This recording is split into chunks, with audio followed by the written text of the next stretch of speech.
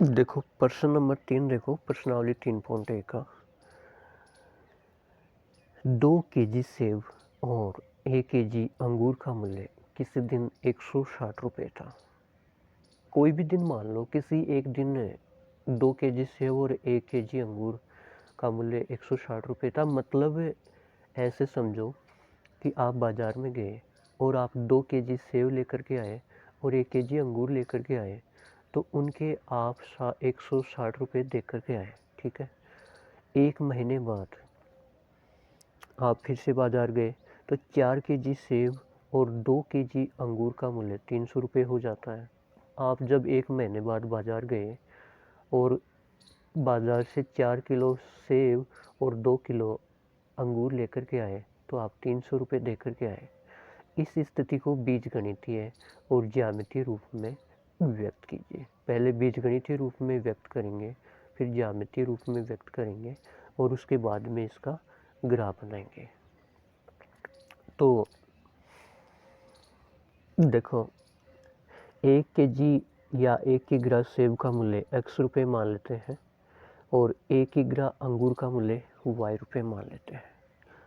अब इसमें क्या दे रखा है कि 2 केजी सेब, जब आपसे 1 केजी सेब का मूल्य x रुपया लिया तो 2 केजी सेब का 2x हो जाएगा। देखो ऐसे समझाऊँ आपको, अगर 1 किलो सेब का आपसे 100 रुपया लिया यहाँ पे x के स्थान पे, तो अगर आप 2 किलो सेब लोगे तो आपसे 200 रुपया लेगा, 3 किलो सेब लोगे तो 300 रुपये लेगा। उसी प्रकार से इसमें होता है कि 1 केजी सेब का मूल्य अगर x रुपया है तो 2 केजी सेब का मूल्य 2x हो जाएगा। 1 केजी अंगूर का मूल्य y रुपया है, तो यहाँ पे 1 केजी अंगूर दे रखा है।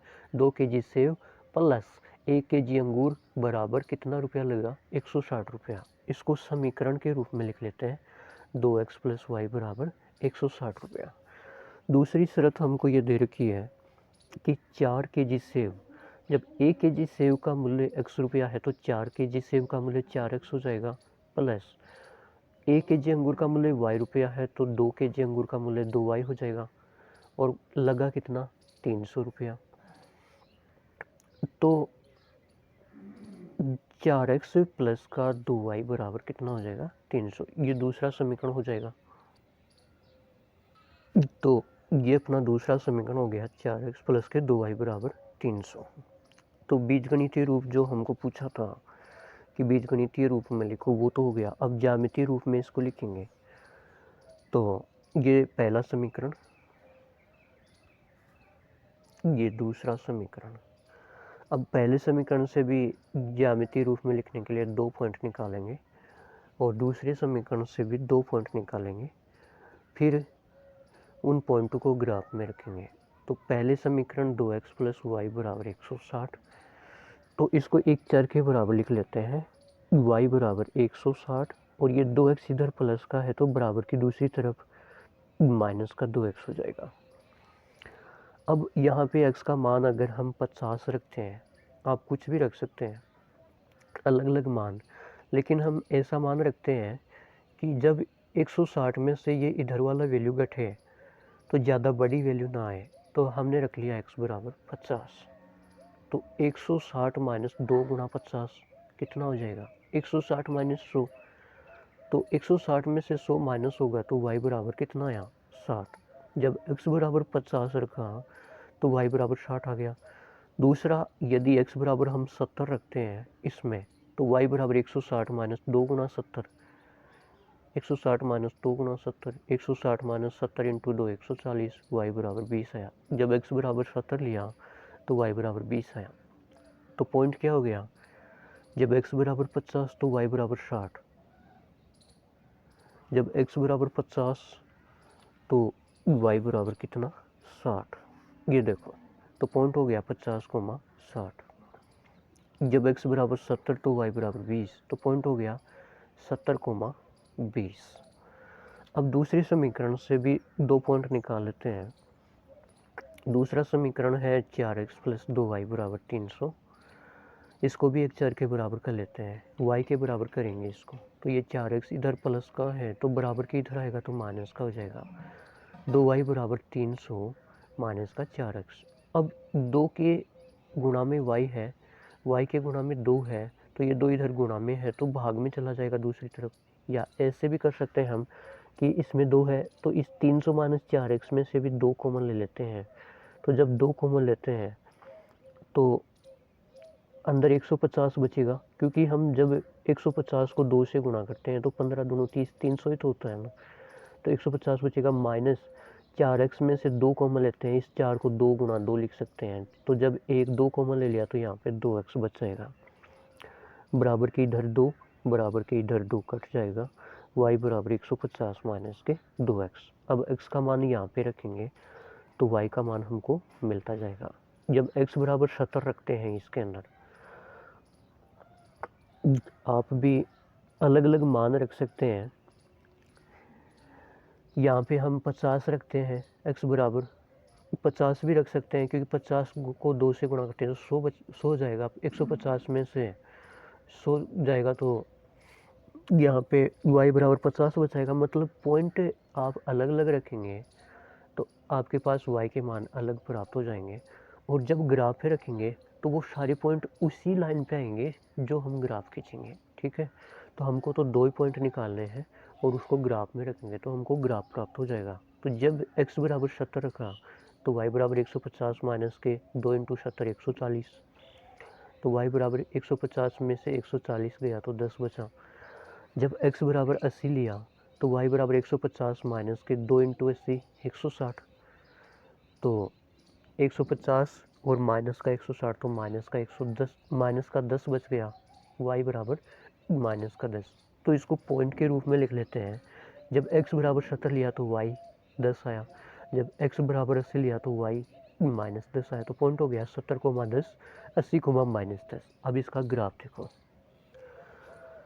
तो ग्राफ में हम क्या करते हैं कि सबसे पहले तो x एक्स खींचते हैं, उसके बाद में हम y एक्स खींचते हैं और पैमाना क्या लेंगे, पैमाना लेते हैं x एक्स पर 1 सेंटीमीटर बराबर 10 रुपया।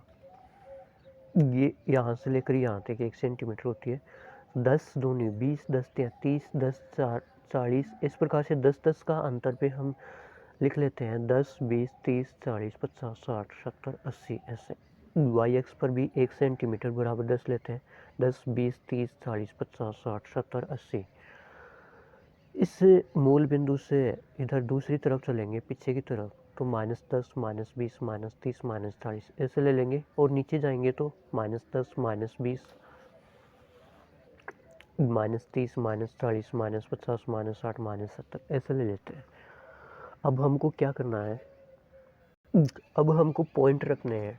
तो पॉइंट क्या है, पॉइंट दिखा देता हूँ। पहले समीकरण में हमारे पास में पॉइंट आए थे 50,60 और 70,20। ये 50 एक्स एक्स पे होता है, 60 वाई एक्स पे होता है, 70 एक्स एक्स पे होता है, 20 वाई एक्स पे होता है। तो पहले 50,60 देखते हैं। तो देखो 50 कहाँ पे है, एक्स एक्स पे 10 20 30 40 50 यहाँ पे है। वाई एक्स पे 60 कहाँ पे है, 10 20 30 40 50 60 यहाँ पे है।